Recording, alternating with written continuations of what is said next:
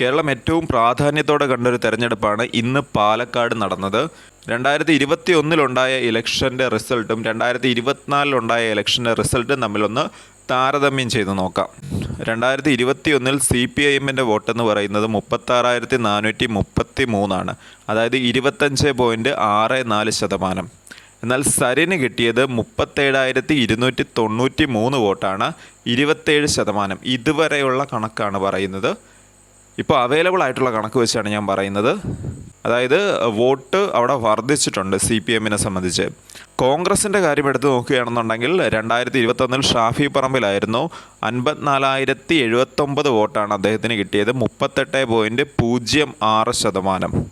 രാഹുൽ മാങ്കൂട്ടത്തിന് നോക്കുകയാണെന്നുണ്ടെങ്കിൽ അദ്ദേഹത്തിന് 58,389 വോട്ടാണ് കിട്ടിയിരിക്കുന്നത്, 42.27%. ആ ഒരു വ്യത്യാസം ശ്രദ്ധിച്ചു. 38-ൽ നിന്ന് 42%-ലേക്ക് വർധനവുണ്ടായിട്ടുണ്ട്. അതായത് വലിയൊരു ജമ്പ് തന്നെയാണ് UDFന് ഇവിടെ ഉണ്ടായിരിക്കുന്നത്. ഇനി നമുക്ക് നോക്കാവുന്ന BJPയുടെ വോട്ടാണ്. ഇവിടെ 2021 50,220 വോട്ടാണ് കിട്ടിയത്, അതായത് 35.34%.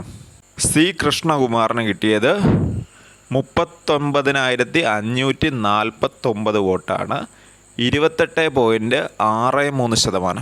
അതായത് 35-ൽ നിന്ന് 28-ലേക്ക് ഇതുവരെയുള്ള ഒരിത് വെച്ചിട്ട് പറയുകയാണ്. ഇതാണ് 2021 2024 തമ്മിലുള്ള പ്രധാന വോട്ടിൻ്റെ കാര്യത്തിൽ പ്രധാനമായിട്ടുള്ള വ്യത്യാസം വന്നിരിക്കുന്നത്. ഇതുവരെയുള്ളൊരു കണക്ക് വെച്ചാണ് കേട്ടോ പറഞ്ഞിരിക്കുന്നത്. ശതമാന കണക്ക് വെച്ച് നോക്കാൻ നേരത്ത് CPMന് നല്ല വ്യത്യാസമുണ്ട്. 25-ൽ നിന്ന് 27-ലേക്ക് എത്തിയിട്ടുണ്ട്. ഷാഫി പറമ്പിൽ നോക്കിക്കഴിഞ്ഞാൽ 38-ൽ നിന്ന് 42-ലേക്ക് അടിച്ചു കയറിയിട്ടുണ്ട്.